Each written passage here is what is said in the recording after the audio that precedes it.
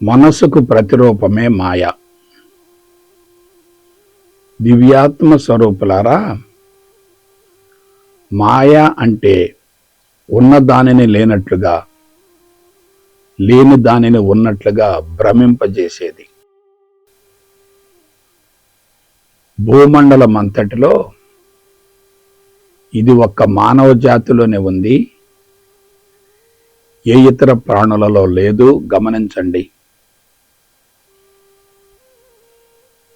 మాయలో జీవించే వ్యక్తి అక్కడి వాస్తవ పరిస్థితిని గుర్తించలేడు. నిరంతరం భ్రాంతిలో, వెర్రిలో, వ్యామోహంలో ఉంటాడు. వాస్తవానికి అక్కడ ఏముంది? అక్కడ ఉన్నదంతా ఏకత్వమే. ఆ ఏకత్వం నుండి కనిపించే స్థూల జగత్తు ఆవిర్భవించి దశల వారీగా రూపాంతరం చెంది తిరిగి మరలా ఆ ఏకత్వంలోనికే ఐక్యం చెందుతుంది. అందువలన ఏకత్వమే సత్యం, భిన్నత్వం మాయ. అటువంటి ఏకత్వాన్ని భిన్నత్వంలో గుర్తించగలగడమే సత్యదర్శనం అవుతుంది. అయితే భిన్నత్వాన్ని వ్యతిరేకించకూడదు. ఏకత్వం కోసం ప్రత్యేకంగా అన్వేషణ చేయకూడదు. సత్యం అనేది మారదు, మాయ మాత్రమే మార్పులు చెందుతుంది. అటువంటి మాయకు మూలం మరియు ఆధారం మనసే గదా. అటువంటి మనసు కూడా వాస్తవం కానే కాదు. దానికి సంబంధించిన సమాచారం ఏదైనా, ఎటువంటిదైనా సత్యం కానే కాదు, మాయకు ప్రతిరూపమే. అందువలన సత్యదర్శనం కావాలంటే మాయ నుండి సమూలంగా బయటపడాలి. అందుకు మాయను కూడా సత్యంలో ఒక భాగంగా భావించగలిగితే భిన్నత్వంలోని ఏకత్వం అనుభవంలోనికి వస్తుంది. అట్టి స్థితిలో మనసు అదృశ్యమవుతుంది, అంతా భగవంతుని మయంగా గోచరిస్తుంది. అంతా భగవంతుని మయమైనప్పుడు మాయ కూడా భగవంతుడే కదా. కాబట్టి మనం మాయలో జీవిస్తున్నామని తెలుసుకోగలిగితేనే సత్యదర్శనం అవుతుంది, జీవిత పరమార్థం నెరవేరుతుంది. జై గురుదేవ్, జై గురుదేవ్, జై గురుదేవ్. మనసుకు ప్రతిరూపమే మాయ. దివ్యాత్మ స్వరూపులారా, మాయ అంటే ఉన్న దానిని లేనట్లుగా, లేని దానిని ఉన్నట్లుగా భ్రమింపజేసేది. భూమండలం అంతటిలో ఇది ఒక్క మానవ జాతిలోనే ఉంది, ఏ ఇతర ప్రాణులలో లేదు. గమనించండి.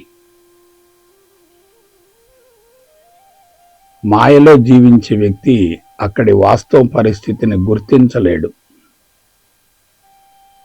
నిరంతరం భ్రాంతిలో, వెర్రిలో, వ్యామోహంలో ఉంటాడు. వాస్తవానికి అక్కడ ఏముంది? అక్కడ ఉన్నదంతా ఏకత్వమే. ఆ ఏకత్వం నుండి కనిపించే స్థూల జగత్తు ఆవిర్భవించి దశల వారీగా రూపాంతరం చెంది తిరిగి మరలా ఆ ఏకత్వంలోనికే ఐక్యం చెందుతుంది. అందువలన ఏకత్వమే సత్యం, భిన్నత్వం మాయ. అటువంటి ఏకత్వాన్ని భిన్నత్వంలో గుర్తించగలగడమే సత్యదర్శనం అవుతుంది. అయితే భిన్నత్వాన్ని వ్యతిరేకించకూడదు.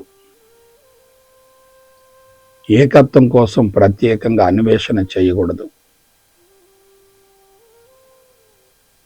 సత్యం అనేది మారదు, మాయ మాత్రమే మార్పులు చెందుతుంది. అటువంటి మాయకు మూలం మరియు ఆధారం మనసే గదా. అటువంటి మనసు కూడా వాస్తవం కానే కాదు. దానికి సంబంధించిన సమాచారం ఏదైనా ఎటువంటిదైనా సత్యం కానే కాదు, మాయకు ప్రతిరూపమే. అందువలన సత్యదర్శనం కావాలంటే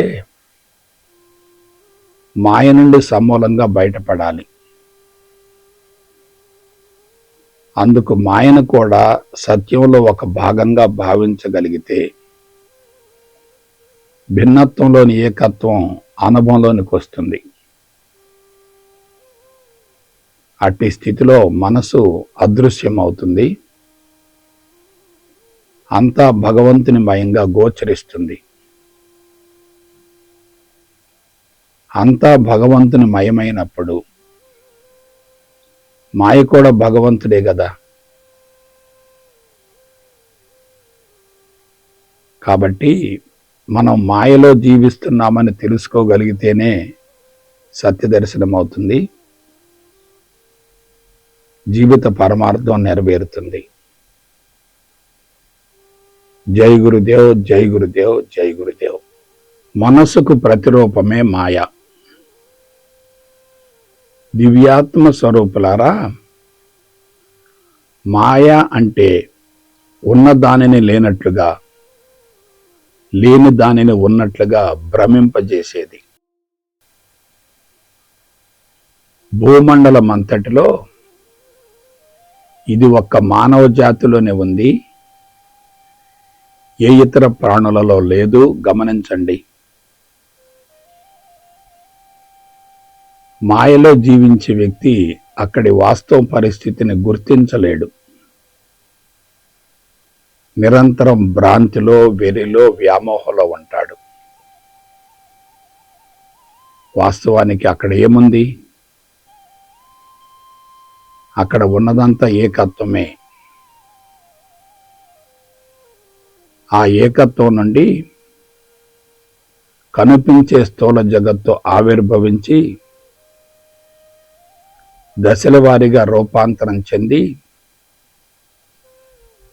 తిరిగి మరలా ఆ ఏకత్వంలోనికే ఐక్యం చెందుతుంది. అందువలన ఏకత్వమే సత్యం, భిన్నత్వం మాయ. అటువంటి ఏకత్వాన్ని భిన్నత్వంలో గుర్తించగలగడమే సత్యదర్శనం అవుతుంది. అయితే భిన్నత్వాన్ని వ్యతిరేకించకూడదు. ఏకత్వం కోసం ప్రత్యేకంగా అన్వేషణ చేయకూడదు. సత్యం అనేది మారదు, మాయ మాత్రమే మార్పులు చెందుతుంది. అటువంటి మాయకు మూలం మరియు ఆధారం మనసే గదా. అటువంటి మనసు కూడా వాస్తవం కానే కాదు. దానికి సంబంధించిన సమాచారం ఏదైనా ఎటువంటిదైనా సత్యం కానే కాదు, మాయకు ప్రతిరూపమే. అందువలన సత్యదర్శనం కావాలంటే మాయ నుండి సమూలంగా బయటపడాలి. అందుకు మాయను కూడా సత్యంలో ఒక భాగంగా భావించగలిగితే భిన్నత్వంలోని ఏకత్వం అనుభవంలోనికి వస్తుంది. అట్టి స్థితిలో మనసు అదృశ్యమవుతుంది, అంతా భగవంతుని మయంగా గోచరిస్తుంది. అంతా భగవంతుని మయమైనప్పుడు మాయ కూడా భగవంతుడే కదా. కాబట్టి మనం మాయలో జీవిస్తున్నామని తెలుసుకోగలిగితేనే సత్యదర్శనం అవుతుంది, జీవిత పరమార్థం నెరవేరుతుంది. జై గురుదేవ్, జై గురుదేవ్, జై గురుదేవ్.